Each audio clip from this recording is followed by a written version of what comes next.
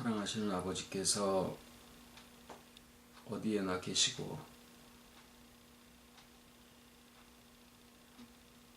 또 시간이 흘러가며 변하지 아니하시고 영원 전부터 지금까지 또 영원까지가 밤의 한 경점처럼 아버지 앞에 계시는 것을 저희들이 알기에 우리의 시작하신 모든 일들이 시간을 따라 흘러가지도 아니하고 약해지거나 쇠해지지도 아니하는 참된 것이 우리에게 와서 함께 계시고 또 이미 이루어진 것이기에 또 결국 이루어질 것을 알고 감사를 드립니다. 지혜를 풍족하게 하시고 꾸짖지 아니하신다 하셨사오니 이 시간에도 아버지 앞에 지혜의 영을 간구를 드립니다.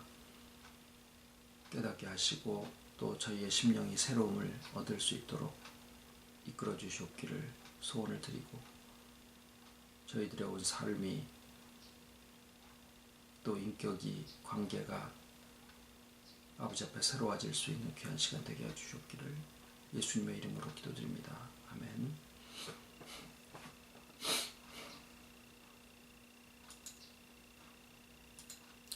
하나님의 말씀은 창세기 1장 20절로 23절까지입니다. 창세기 1장 20절 하나님이 가라사대 물들은 생물로 번성케 하라. 땅 위 하늘의 궁창에는 새가 나르라 하시고 하나님이 큰 물고기와 물에서 번성하여 움직이는 모든 생물을 그 종류대로 날개 있는 모든 새를 그 종류대로 창조하시되 하나님의 보시기에 좋았더라. 하나님이 그들에게 복을 주어 가라사대 생육하고 번성하여 여러 바다 물에 충만하라. 새들도 땅에 번성하라 하시니라. 저녁이 되며 아침이 되니 이는 다섯째 날이니라.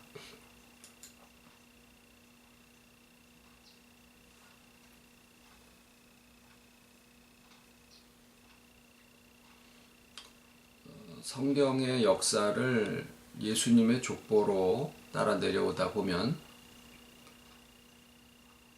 우시야 왕이라는 분을 만나게 됩니다. 우리가 그동안에 아담에 대한 것과 노아에 대한 것, 아브라함에 대한 것, 또 보아스에 대한 일을 그 개인적인 믿음의 차원에서가 아니라 그리스도의 오심과의 연관성을 놓고 지금까지 상고를 해보고 내려왔는데 이 우시야 왕은 시대를 구분하는 면에서 볼 때 다섯 번째의 시대, 그리스도의 오심까지의 다섯 번째 시대에 해당하는 문을 여시는 분이 됩니다.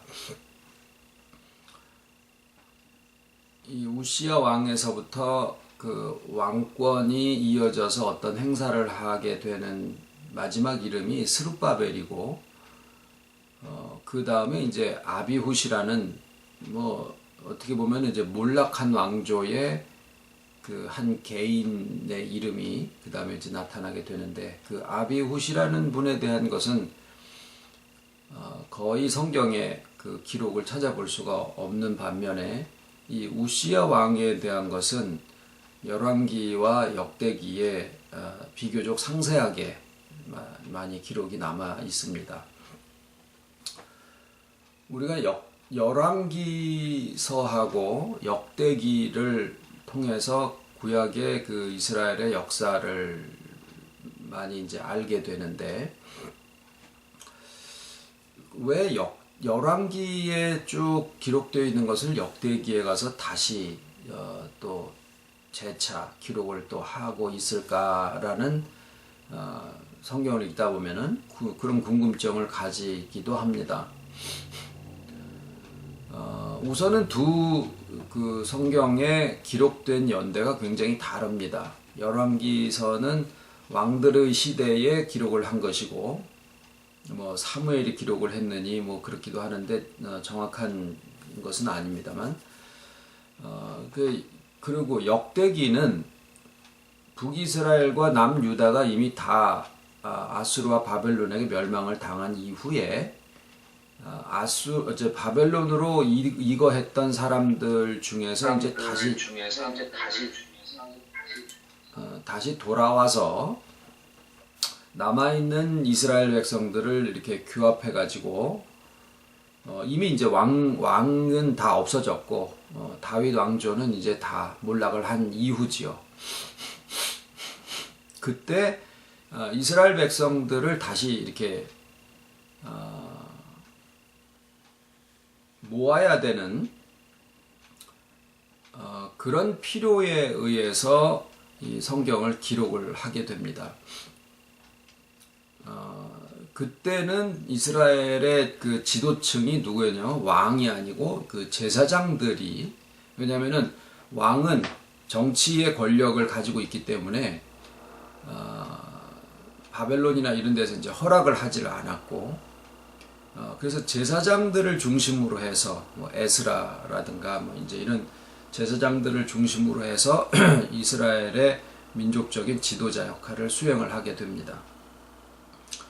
그래서 관점이 왕을 중심으로 한 관점이 아니라 제사장들에 의한 그러한 시각으로 성경을 기록을 한 부분들이 많이 있어서 열왕기와 역대기를 놓고 같은 사건을 기록한 내용을 이렇게 쭉 보면은 서로 이쪽에 없는 내용이 이쪽에, 그러니까 열왕기에 안 나오는 부분이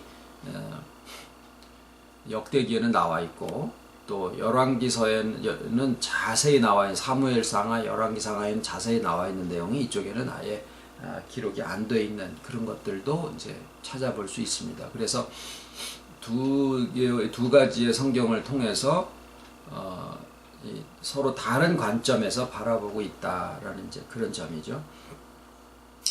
우시야 왕에 대한 그 설교들을 이제 간혹 들어볼 수 있게 되다 보면 천편일률적으로 우시야 왕의 말년 교만에 대해서 이야기를 합니다.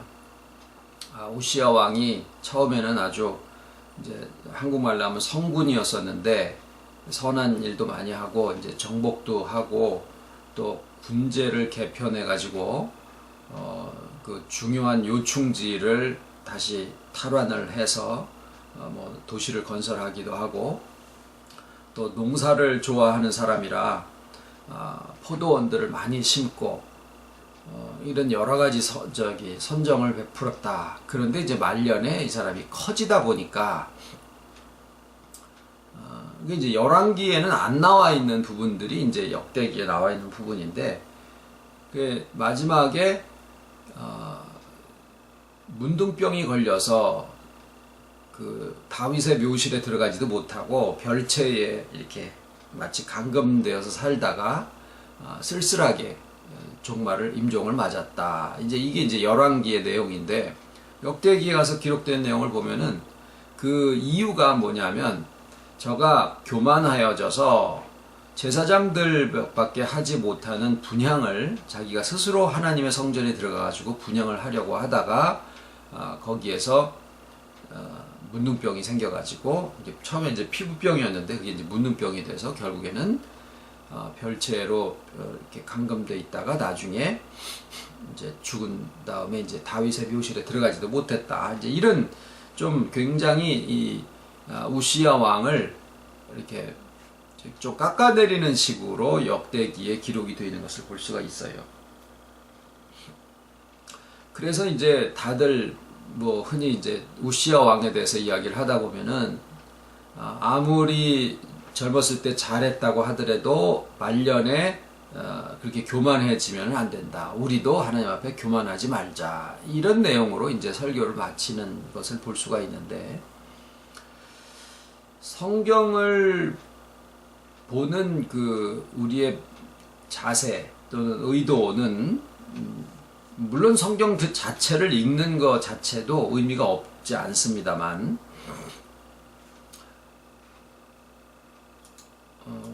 그러나 성경은 어떤 사람이 어떻게 잘했으니까 우리도 그 잘한 것을 배우자. 어떤 사람이 못했으니까 우리는 그 못한 것을 배우지 말자.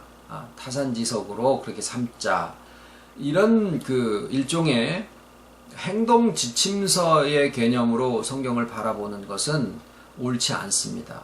그렇게 되면 그게 좀 옳지 않다라고 하면 의아스러운 생각이 드실 수 있겠습니다만은 어떤 논리로 그게 확장이 되냐면, 그래서 모든 사람이 다 실패했다.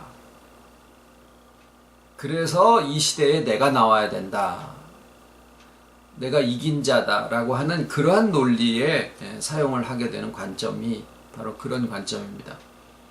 성경은 물론 모든 노아든 사무엘이든 뭐 다윗 왕이든 간에 다 허물이 다 있어요. 인간이니까 이렇게 생각할 수도 있지만은,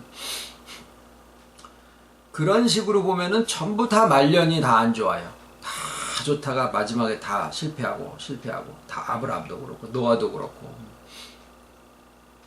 성경을 바라보는 관점은 하나님이 시대와 상관없이 변함없으신 하나님이 그 각 시대의 여러 사람들을 통해서 그 섭리를 보여주시고 그들을 통해서 우리에게 하시고자 하는 역사와 그 다음에 또 가르침이 무엇인지를 우리가 직접 하나님을 대면해서 아는 것과 같은 식으로, 하나님이 이 사람을 통해서 너는 이렇게 잘못하지 마라 라고 얘기를 하시는 식이 아니라 하나님의 전체 섭리의 의도를 우리가 그 안에서 발견할 수 있어야 된다는 것인데, 성경의 전체적인 의도는 예수 그리스도에게로 귀결이 됩니다. 그래서 우시야 왕을 생각할 때 우시야 왕이 이렇게 잘했다 잘못했다를 볼 것이 아니라 그분의 그 개인적인 시대는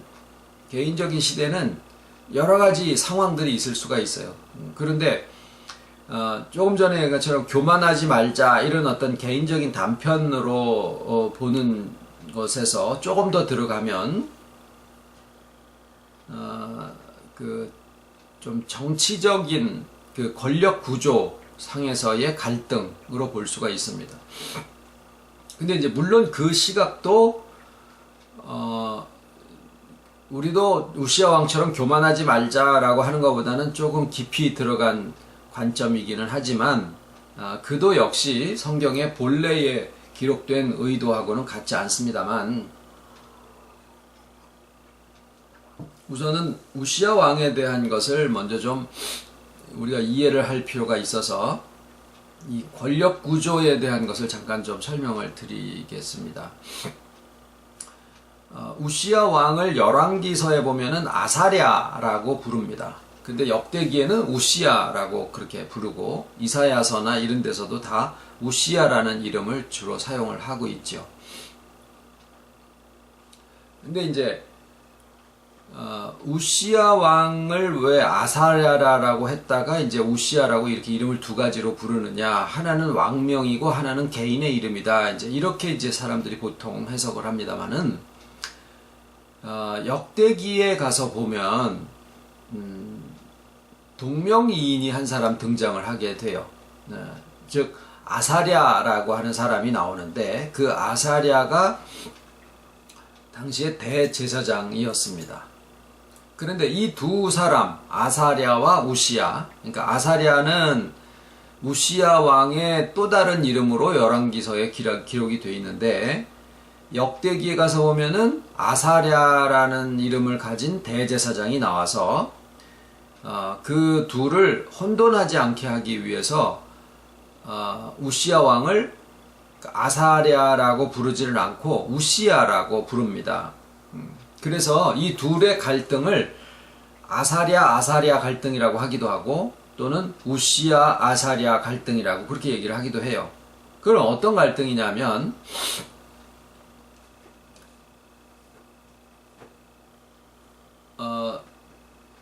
우시야 왕이 이제 여러 가지 선정을 베풀고 또 정치를 잘하고 군대를 개편을 해서 정복도 하고 또 농사를 장려를 해서 사람들이 뭐 다 먹을 게 풍족했겠죠.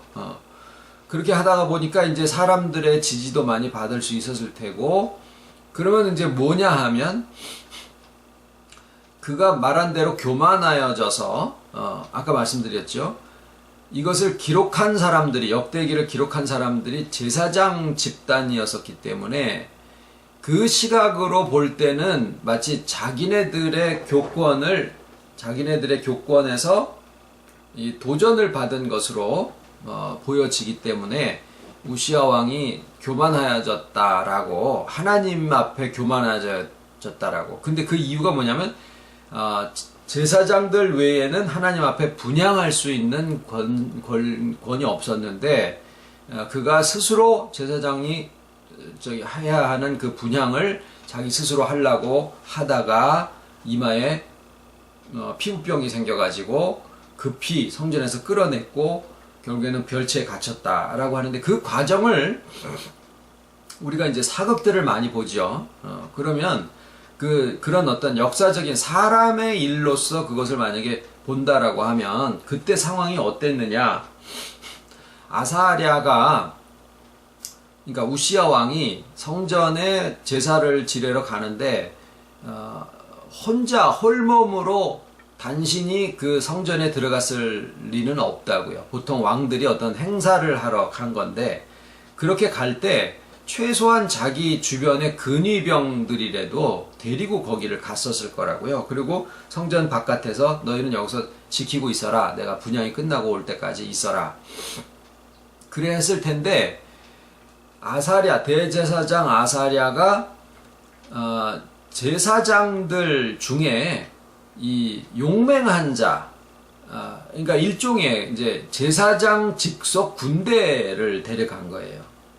무슨 옛날에 소림사 같은 데 보면은 소림사에 그 중들이 전쟁이 나면은 다 무술을 연마를 했다가 그걸 가지고 막 가서 군대가 돼가지고 승병이 돼서 전쟁을 하기도 하고 이제 이러는 것처럼 제사장들이 용맹한 그 제사장들인데 군대처럼 그렇게 키워놓을 수 있는 일종의 사병을 가지고 있을 수 있었다라는 거죠. 그래서 그들 80명을 데리고 아사랴가 거길 들어갑니다. 근데 이 들어가는 그 의도가 우시야 왕이 제사 드리는 것을 도와주러 들어간 게 아니라 저 왕이 왜 저러지? 저거 하지 못하게 해야 되겠다라고 하는 의도로 들어갔기 때문에 분명히 왕의 친위대하고 충돌이 있었을 텐데 용맹한 제사장들 80명이 그들을 제압하고 실은 죽였을 거다라는 생각을 충분히 할 수 있죠. 막다가 보니까 뭐 타협을 해가지고 왜 이러십니까? 비켜주십시오. 뭐 이게 아니라 칼이나 창을 들고 그들을 찔러 죽이고 이제 그 성전 안에는 지성소였겠죠. 지성소 안에는 아니다. 분향이니까 성소였었겠네. 성소 안에는 이제 우시야 왕 혼자만 있는데 거기에 아사랴가 이제 들어갑니다. 이제 주변에는 막 건장한 막 이 덩치가 이런 무슨 뭐 제사장들이 이제 포진을 하고 있었을 테고 그리고 거기에 왕이여라고 부르지를 않습니다. 어떤 영어 성경에는 그걸 왕이여라고 부르기도 하는데 그렇지 않고 우시야 당신이라고 이제 이런 식으로 표현을 하고 있는데 우시야 당신이 왜 이러시오? 당장 나와라. 뭐 이런 어떤 그 일개 개인을 상대하는 것과 같은 그런 표현으로 이 대제사장 아사랴가 우시야 왕을 끌어내립니다. 그런데 이제 그때 갑자기 그런 대화 중에 여기에 피부병이 발해서 그게 이제 문둥병으로 번져서 결국에는 별채에 가뒀다라고 얘기를 하는데 그게 물론 이제 하나님의 기적으로 보면은 하나님이 벌하신 거다라고 보면은 충분히 우리는 성경상에서 그런 사례들을 바라볼 수가 있지만 뭐 땅이 열려서 고라 자손들을 다 먹어 삼키고 뭐 여러 가지 일들이 있지만 뭐 문둥병이 발한 미리암 모세를 욕하다가 하는 미리암도 마찬가지고 그랬지만은 만약에 인간적인 상황으로 이 상황을 이해를 해 보려고 한다고 하면은 그 피부병을 핑계로 해서 바깥에다가 발표를 그렇게 하고 대제사장 아사랴가 우시야 왕을 끌어내려서 그 다음에 왕권으로 바로 복귀시키지를 않고 별채에 살게 만들었다라는 것은 일종의 가택구금이에요. 그리고 다시는 정치 일선에 나서지 못하게 하고 그 아들을 왕위에 오리는데 아들은 아직 어렸기 때문에 그 아들이 아마샤인가 그러는데 아들이 실세를 갖지 못하게 됐다라고 하면 당연히 정치를 누가 행하느냐? 대제사장이 제사장 집단이 그것을 가지고 했을 거다라는 상상을 해볼 수 있습니다. 그러니까 제사장들에 의해서 기록된 역대기를 그들의 기록 의도 속에는 분명히 하나님을 등에 지고 이 성경을 기록했을 거거든요. 우리는 하나님의 뜻을 행사하는 사람들이다라는 그런 의도로 했기 때문에 하나님의 권위로 성경을 기록했을 테지만 실제 당시 상황으로 보면은 왕권과 제사장들의 교권 사이에서의 정치 권력 싸움에서 이 우시야 왕이 일종의 이제 몰락을 한 거라고 볼 수 있다라는 거죠. 그리고 제사장들에 의해서 그 교권이 왕권을 이기게 되고 그 이후에는 요시야 왕 같은 경우에도 아달랴라는 아마 할머니인가 하여튼 에 의해서 다 왕들이 다 죽고 자기가 이제 왕권을 행사를 하고 있는데 제사장들이 요시야라고 하는 어린 7살이죠. 7살 난 어린 나이를 숨기고 나중에 6년 동안을 숨겼다가 갓난 아이를 숨겼다가 그 아이를 6년 동안을 키워서 모든 재반을 다 갖춘 다음에 이제 다시 구테타를 일으킵니다. 그래서 아달랴를 죽이고 왕비 아달랴를 죽이고 이 7살 난 요시야를 왕위로 올려서 40년 동안을 통치를 하게 하는데 그 통치를 안 봐도 뻔하게 누가 했느냐? 제사장들이 했을 거다라는 거죠. 그래서 실상은 다윗 왕부터 내려오던 왕권이 제사장들의 권위에 의해서 바뀌어지면서 그들에 의해서 정치가 이어져 내려가게 된 것이 이 우시야 왕 때 이루어지는 일들이 됩니다. 그래서 아까 말씀드린 것처럼 우시야 왕을 바라보는 시각이 표면적으로 볼 때 그냥 설교 제목으로 할라 치면은 노아가 그러했듯이 우시야 왕도 말년에 가가지고 교만해졌으니까 하나님이 그를 벌하셨다. 하나님은 교만한 자는 가차 없이 이렇게 그냥 징벌을 하셔서 이러신다. 이제 이렇게 되면은 하나님의 역사가 사람에 의해서 단절이 되어지고 왜 사람은 다 약한 거 투성이니까 그리고 또 실패하니까 또 새로운 사람을 또 등장시키고 실패하니까 또 새로운 이런 식의 역사를 보는 관점이 실패와 선택의 반복이라고 하는 하나님에 대한 불신 사상으로 이게 이어져서 나오게 됩니다. 그래서 그 껍질을 벗기고 신학자들이 들어간 것이 이제 역사적인 어떤 권력 구조의 면에서 이것을 바라보게 되는데 그렇게 하다가 보면은 마치 우리가 이렇게 세상 살아가는 데 있어서는 우리는 먹고 살기 위해서 허덕허덕 하는데 우리의 삶에 지금 이제 미국이 힐러리 클린턴이 되느냐 도널드 누구예요? 트럼프가 되느냐 지금 둘 다 멍청한 놈들이다 이런 얘기들을 지금 하고 있어요. 근데 일반 사람들은 누가 되든 그놈이요. 왜 우리가 사는데 별로 지장이 없게만 해주면은 누가 정권을 잡아서 해먹든지 난 상관없다 이제 이렇게 살고 있잖아요. 마찬가지로 위에서 어떻게 돌아가는 거는 실상 백성들의 삶에는 큰 지장이 없는 그런 생각들을 많이 하고 삽니다. 이 성경을 바라보는 관점도 우리가 그저 나도 교만하지 않으면 돼 이러고 그냥 바라보는 그런 설교의 시각이 있고 조금 들어가면은 이게 정치 권력 구조 사이에서 왕권과 교권 사이에서 권력의 암투가 있었고 거기에서 우시야 왕이 졌구나. 그래서 제사장들의 권세가 더 높아진 상태로 정치가 이어져 가는구나. 이렇게 보는 것이 그 다음 시각인데 그도 그냥 인간적인 이해의 관점에서 보는 것 뿐이더라라는 거예요. 자, 그러면은 우리는 이 우시야 왕을 놓고 볼 때 무엇을 볼 수 있어요? 하나님의 섭리를 볼 수 있어야 된다라는 겁니다. 그 하나님의 이 섭리의 의도 가운데서 이 우시야 왕이 당시의 시대에 등장을 하게 됐고, 우시야 왕의 개인적인 정치적인 의도에 의해서 자기가 이 제사장들의 권위를 좀 눌러야 되겠다라는 생각을 했겠죠. 자기의 교권이 이렇게 정치 권력이 좀 기반이 다져지고 나니까 이 제사장들의 권세를 눌러야 되겠다는 어떤 일종의 권력 싸움, 파워 게임 상태에서 이 분양하는 사건이 발생을 했다라고 보는 것인데, 개인적인 역사적인 사실의 그 모든 상황은 그렇게 됐다라고 하더라도 그런 상황까지도 다 아버지께서 의도하시는 성경상의 어떤 섭리의 의도 가운데서 하나의 등장인물이더라라는 거예요. 그래서 이 등장인물이 그때 당시에 행한 여러 가지 사건들이 성경 전체를 놓고 보는 하나님의 의도 속에서는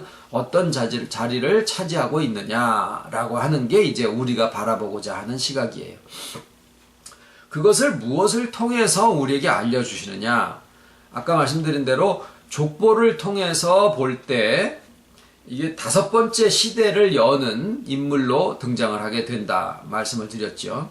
근데 그 5번째의 시대가 가지고 있는 역사적인 섭리상의 의미를 어디에 담아 놓으셨느냐? 창세기 1장에 첫째 날, 둘째 날, 셋째 날, 넷째 날, 다섯째 날, 여섯째 날, 그리고 일곱째 날이라고 하는 하나님의 창조 섭리 속에 이 5번째 시대의 의미를 담아 놓으셨더라라는 거예요. 그래서 오늘 우리가 읽으신 본문에 5째 날에 대한 그 창조 섭리가 기록이 되어 있는 거죠. 거기에 보면은 물들은 생물로 번성케 하라, 땅 위 하늘에는 궁창에는 새가 나르라 하시고 큰 물고기와 물에서 번성하여 움직이는 모든 생물을 종류대로 또 날개 있는 모든 새를 종류대로 창조하시되 하나님 보시기에 좋았더라.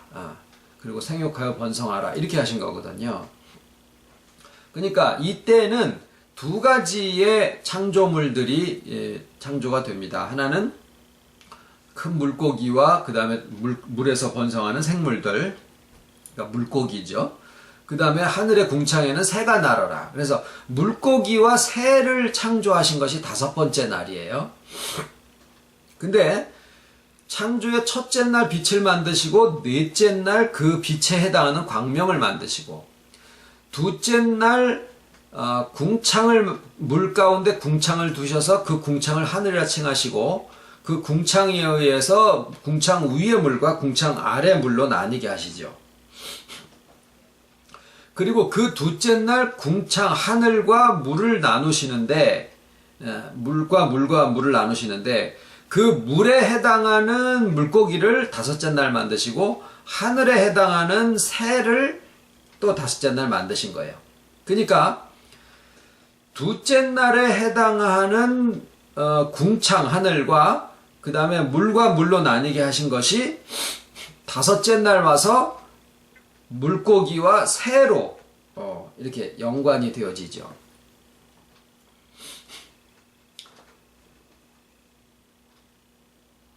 그런데 그것이 5째 시대의 우시야 왕 시대를 어떻게 봐야 되느냐면 보아스 때서부터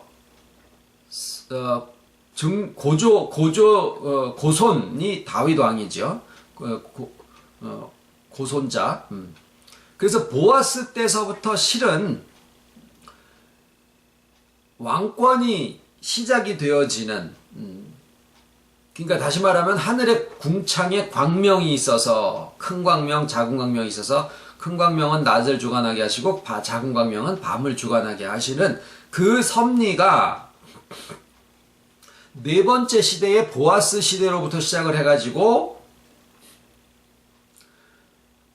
다윗 왕을 거쳐서 그 다음에 그게 왕권으로서의 역할이 끝나는 게 우시야 왕이다 그 말이에요. 그래서 이 4번째 시대를 왕들의 시대라고 하는데 그 왕들의 시대에 해당하는 섭리의 목적, 하나님의 의도는 4번째 날에 하늘의 궁창에 큰 광명과 작은 광명이 있어서 땅을 비추라, 땅을 주관하라 라고 하신 그것이 거기에 나오게 됩니다. 5번째 시대는 5번째 날의 섭리의 창조에 해당하는 것인데 이 물 가운데 물고기가 있고, 그 다음에 거기에 물에 생육하여 번성하여 땅에 물에 충만하라. 그 다음에 새들도 땅이 아니죠. 하늘에 충만하라. 라고 하는 섭리가 다섯 번째 날의 창조 섭리인데, 그 다섯 번째 창조 섭리에 해당하는 새와 물고기의 시대가 다섯 번째 역사에 해당하는 우시야 왕 때로부터 스룹바벨까지인데, 이때의 왕들은 몰락해가는 유다 왕조예요. 몰락해가는. 근데 왕권이 완전히 다 없어진 것은 후대지만, 왕권이 제사장권으로 바뀌게 된 게 이제 우시야 왕 때 시작된 현상이다라는 얘기를 드린 거예요. 그리고 우시야 왕이 죽던 해에, 우시야 왕이 이사야 6장 1절에 보면, 우시야 왕이 바로 지금 우리가 나누고 있었던 이 다섯 번째 시대를 열고 있는 우시야 왕이 죽던 해에 이사야가 계시를 받습니다. 그래서 이사야서를 기록을 하게 돼요. 우리가 이사야, 에레미야, 에스더, 다니엘, 호세야, 요엘, 아모스, 오바냐, 요나, 미가, 나움, 하박국, 스바냐, 학개, 스가랴, 말라기, 이 17분의 대선지서, 소선지서라고 하는데, 다니엘까지의 5명은 대선지라고 그러고 나머지 12분을 소선지라고 하는데, 이사야나 이런 분이 뒤에 나오는 선지자들이 이사야나 이런 분보다 키가 작거나 역할이 작아서가 아니라 그냥 성경을 기록한 장수로 볼 때 다니엘까지의 장수가 많아서 그들을 대선지라 그러고, 역할이 커서 그런 건 아니에요. 말라기 선지의 역할이 이사야 선지보다 작다? 절대 그렇게 볼 수 없습니다. 스가랴 같은 분들도 굉장히 역사를 크게 했는데도 그냥 소선지에 왜 그러냐? 장수가 적다, 그것뿐이에요. 그러니까 대소라고 하는 것은 역사적으로 실질적으로 큰 의미는 없습니다. 그런데 이 이사야가 사역을 시작할 때가 우시야 왕 시대고, 말라기 선지나 이런 분들이 사역을 마치는 시대가 스룹바벨 시대예요. 그래서 제사장들이 교권을 가지고 왕권을 억제하고, 그 다음에 선지자들이 활동을 시작하던 시대가 바로 지금 말씀드린 다섯 번째 시대, 즉 족보로 보면은 우시야 왕에서부터 스룹바벨까지의 10대에 해당하는 시대에 선지자들이 활동을 하고 제사장들 권세가 왕권을 대신해서 이 이스라엘을 다스리게 된 그런 시대가 된다라는 거예요.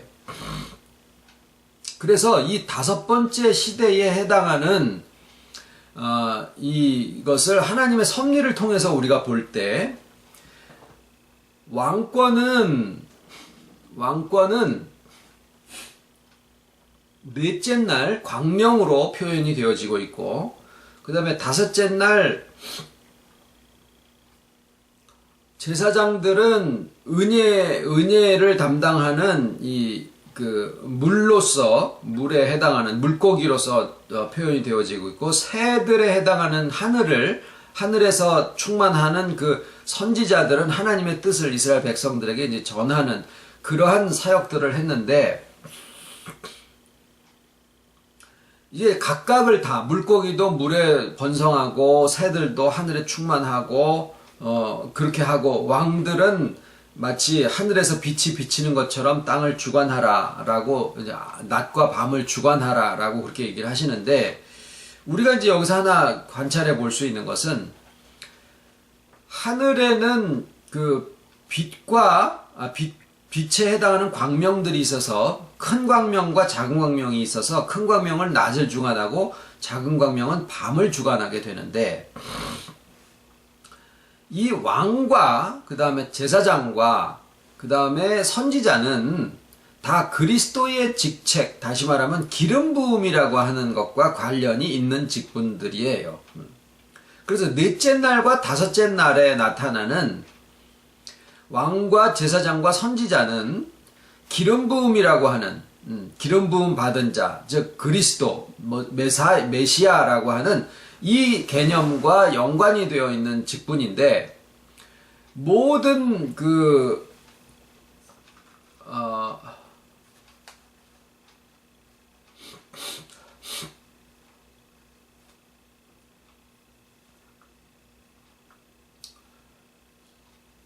창조의 엿새 동안의 모든 그 과정이 그 마지막에 인생을 창조하시는 것으로 귀결이 되는 것처럼, 성경의 모든 그 역사의 섭리는 그 의미가 예수 그리스도의 나심과 그 사역과 그것을 통해서 나타나게 되는 일곱째 시대로 귀결이 되게 되어 있습니다.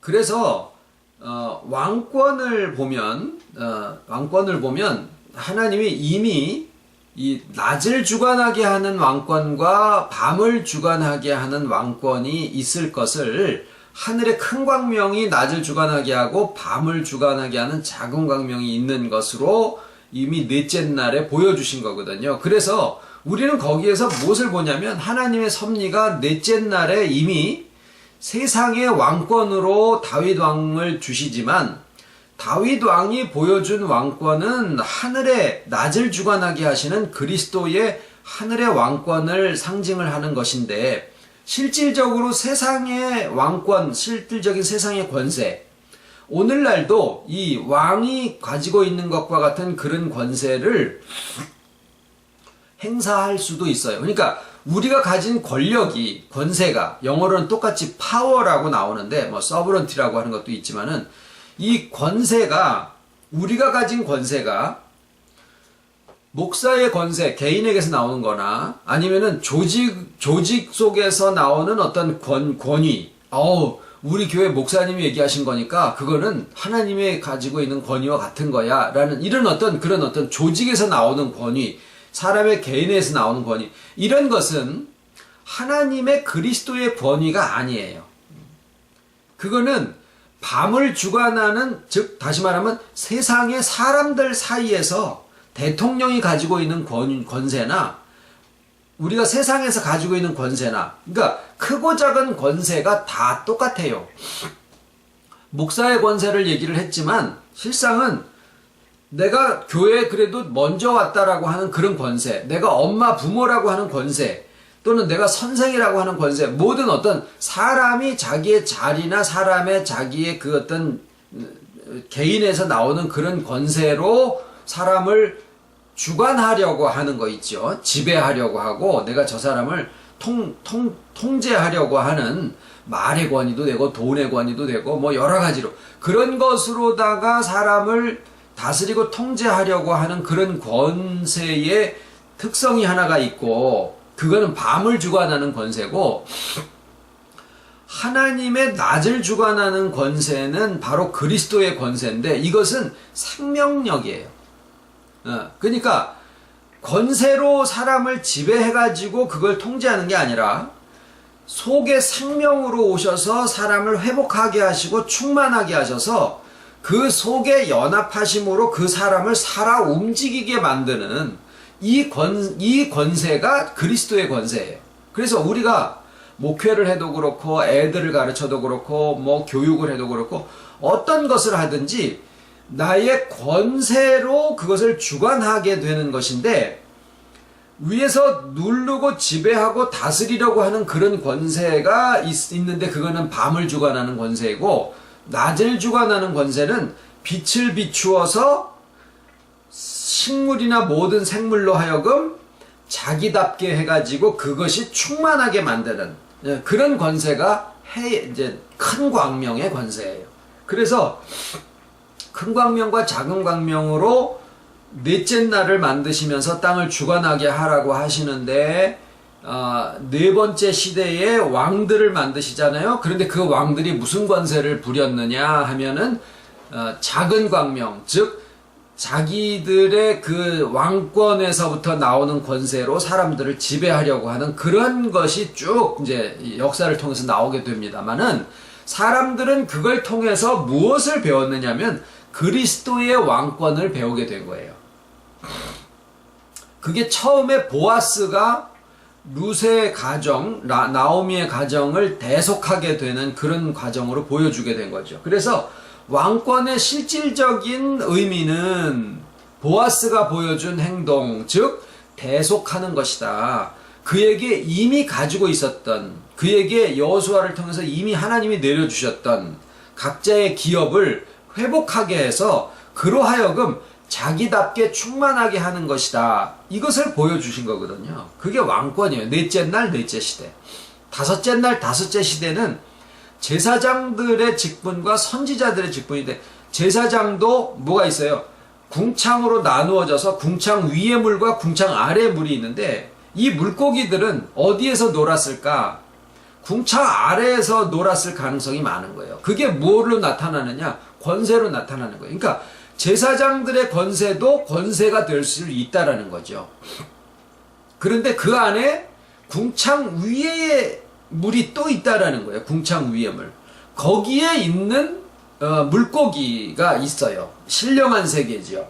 그래서 이 그리스도의 기름 부음 받은 직분에 해당하는 것도 권세를 부릴 수가 있는데, 세상 권세를 부리는 것이 아니라 하나님에게서 나온 그 능력의 권세로 이 물에 충만한 그런 역할이 거기에 주어질 수 있다라는 것인데, 이 선지자는 그런 게 없어요. 하늘의 새는 그냥 새예요. 그러고 나서 보면은 선지자들이 권세를 부렸다라는 얘기는 나오지 않습니다. 이사야라든가 스가랴는 다 왕들에 의해서 뭐 허리가 톱으로 쓸려서 죽기도 하고, 스가랴는 요시야 왕에 의해서 톱으로 이렇게 두동강이 나가지고 순교를 당하게 됩니다. 왕권에 의해서. 권세를 부린 적이 없어요. 그 다윗 왕한테 가서도 그냥 네가 왜 염소 새끼를 갖다 빼앗느냐 막 그래가지고 호통치고 막 이러는 일은 있어도 권세를 부르는 일 없어서, 새들은 뭐 윗새 아랫새 이런 건 없습니다. 단지 새가 하늘에 충만하게 날아다니더라도 힘 떨어지면은 땅으로 내려와서 짐승처럼 될 수밖에 없듯이, 먹고 사는 문제라든가 세상의 인생으로 약한 연약을 지니고 있는 그런 사람으로 선지자들은 다 살았었습니다. 그래서 이런 왕과 제사장과 선지자라고 하는 이 세 가지 직분이, 그 다음에 선지자의 직분은 계속 내려갑니다. 왕권과 제사장 직분은 그냥 없어지는데, 선지자의 직분은 세례 요한에까지 쭉 이어져서 내려가다가, 그 선지자들에 의해서 이제 예수님이 오실 이다라고 하는 것은 이제 증거를 받게 되죠. 왕들도 아니고 제사장도 아니고 선지자에 의해서 예수님이 이제 증거를 받게 되는 그런 이제